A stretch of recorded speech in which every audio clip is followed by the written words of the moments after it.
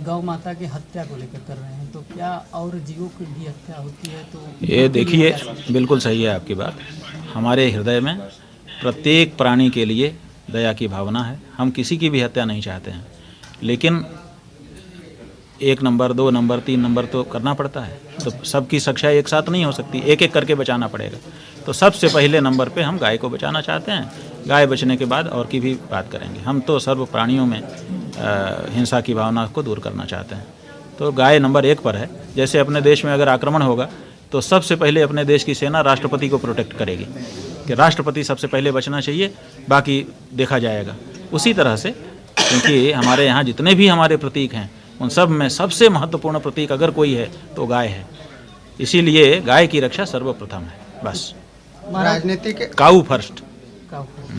तो महाराज जी ये बताइए कि जैसे गाय है तो सरकारें इस पर ध्यान दे रही हैं कि नहीं, उनकी हत्याएं हो रही हैं? देखिए, हम कैसे माने कि ध्यान दे रही हैं। ध्यान देने का मतलब है कि सबसे पहले जिस पर हम ध्यान देते हैं उसका सम्मान सुरक्षित होता है। तो गाय का जो सम्मान हमारे, देखिए ये देश जो है ना, ये परंपराओं से और पुरानी किताबों से चलता है। कोई भी सब देश ऐसे ही हैं। तो हमारी जो पुरानी किताबें हैं जैसे वेद, पुराण, शास्त्र, ये इन सब का हमारी जनता पे प्रभाव है। तो वेद कहता है इनका बड़ा महत्व है, शास्त्र कहता है इनका बड़ा महत्व है, पुराण कहता है इनका महत्व है। हमारे जो पुरखे हो गए हैं बड़े बड़े, वो सब कह गए। तो जिसका बड़ा महत्व बताया गया है उसके महात्म्य को हम इग्नोर कर रहे हैं। उसको हम राष्ट्रमाता का दर्जा क्यों नहीं देते हैं? दे दें।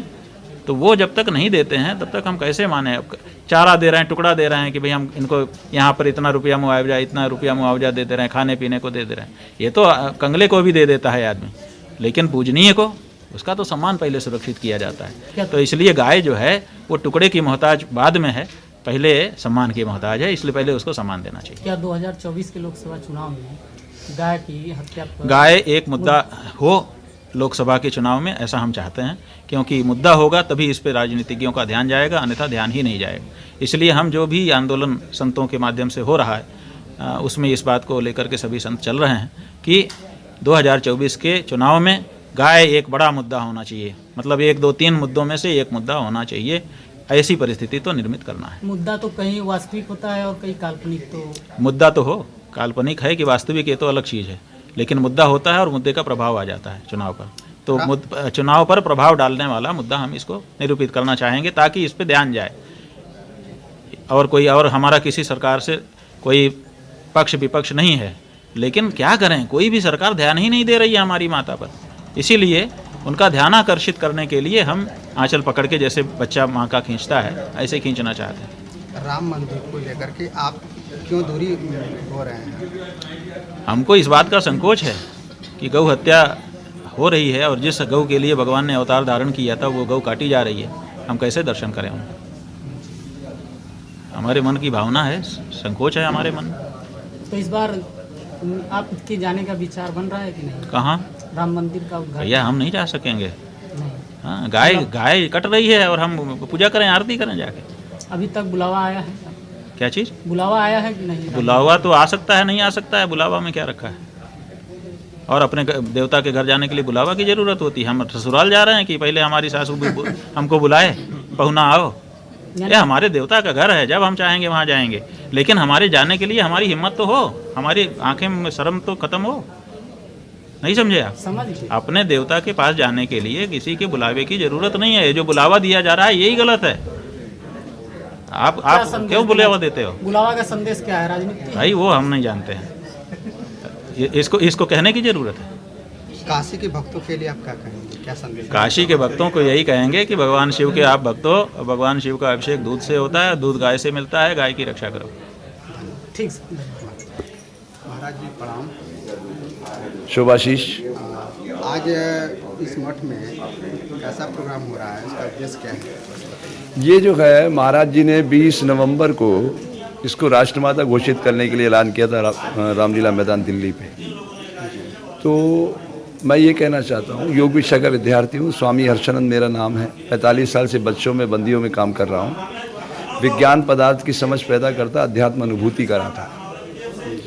ये अध्यात्म की बात तो आपने सुन ली, लेकिन विज्ञान का तो पता नहीं है लोगों को कि विज्ञान क्या कह रहा है। विज्ञान ये कहता है कि गाय माता के शरीर से जो गोबर निकलता है और गोमूत्र निकलता है उसमें बहुत ही ऊर्जा की चीज़ें छुपी हुई है। उस पर रिसर्च चल रहा है।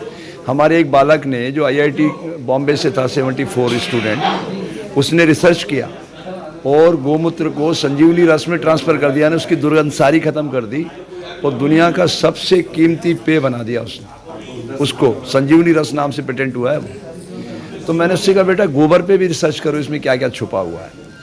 जब तक हम इसको अर्थ प्रबंधन से नहीं जोड़ेंगे तब तक गाय को नहीं बचाया जा सकता। लगभग 17 साल पहले की बात है ये। हैदराबाद के अंदर उन्होंने कहा, एक संगठन ने, इस्लामिक संगठन ने, कि हम 25,000 गाय काट के विश्व रिकॉर्ड बनाएंगे। तो हम 10 लोग हैदराबाद में पहुँचे और हमने वहाँ पे मुख्यमंत्री को ज्ञापन दिया कि भाई ये कैसा देश है, हम सनातन के लोग तो उसको माँ मानते हैं और आप माँ को कटवा रहे हो यहाँ। तो उन्होंने एक बहुत कीमती बात कही। उन्होंने कहा गाय को पालता कौन है? कि हिंदू। काटता कौन है? कि मुसलमान। तो उसको देता कौन है? कभी आपने सर्च किया उसकी क्या मजबूरी है गाय को देने की? तो मैं उस पर बात कहना चाहता हूँ। ये अर्थ युग है।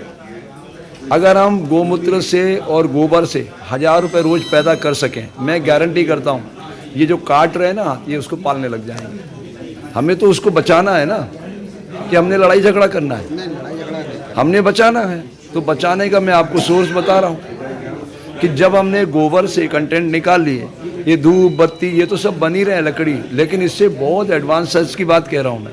जैसे ऑल आउट हम कितने में खरीदते हैं? 10 ग्राम 50 रुपये का मच्छर मारने का। उसमें ऐसा ऑल आउट बन सकता है जो मच्छर मारेगा नहीं, मच्छर को भगा देगा। तो करोड़ों रुपए का जब बिजनेस होगा, जब संजीवनी रस गांव-गांव में बनेगा और हाईटेक गौशालाएं होंगी, सारा झगड़ा खत्म हो जाएगा। आप एक बार बताइए, आप भारत में खड़े हो, ये कहते हैं विश्व के गुरु बनेंगे।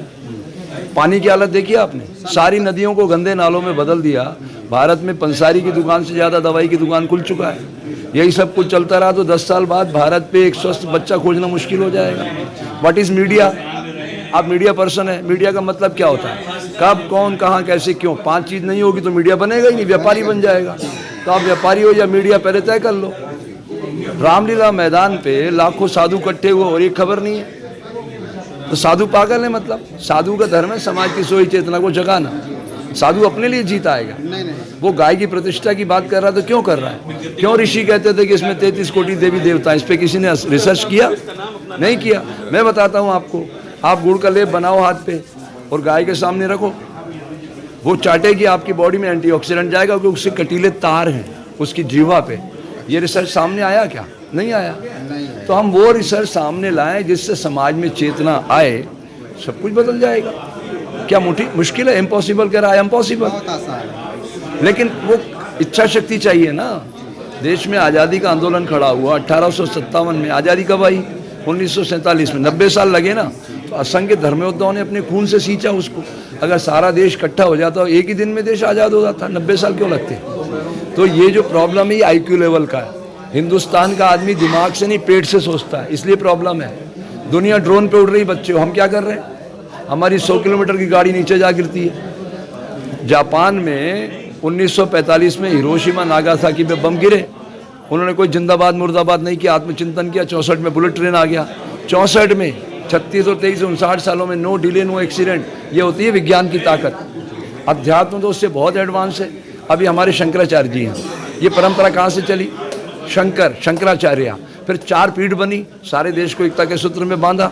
अब ये आध्यात्मिक जगत के प्रतिनिधि हैं, ये सनातन संस्कृति का ध्वज लेके चल रहे हैं। इन्होंने क्या घोषणा की कि राष्ट्रमाता है, तो अब तो उसको इम्प्लीमेंट करने की बात है कि अब संघर्ष करने की बात है। तो ये जो आंदोलन शब्द है, ये शब्द मुझे नहीं जचता है। आंदोलन का मतलब क्या है? साधु संत आंदोलन थोड़ी करते हैं। साधु संत तो सकारात्मक दृष्टि से अपना संदेश समाज को देते हैं, समाज में बदलाव आता है। मैं ये कहना चाहता हूँ। ठीक है बेटा, धन्यवाद। मैं ये स्वीकार करता हूँ।